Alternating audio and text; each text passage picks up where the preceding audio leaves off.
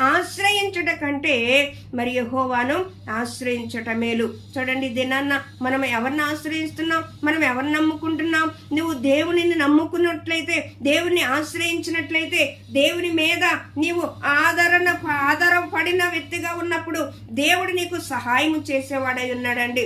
దేవుడు నీకు కుడి చేయిని పట్టుకుని ఉన్నాడంటండి. ఎందుకు పట్టుకుని ఉన్నాడు? నీకు సహాయం చేయటానికే, నీకు హెల్ప్ చేయటానికే. ఆయన సహాయమును కొరకు ఎదురు చూచే వారికి ఎప్పుడు కూడా ఆయన సహాయకుడుగా ఉంటాడండి.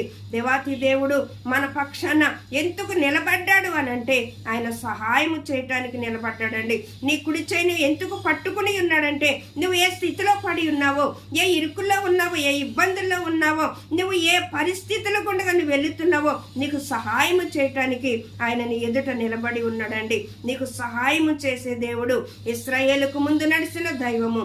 ఇది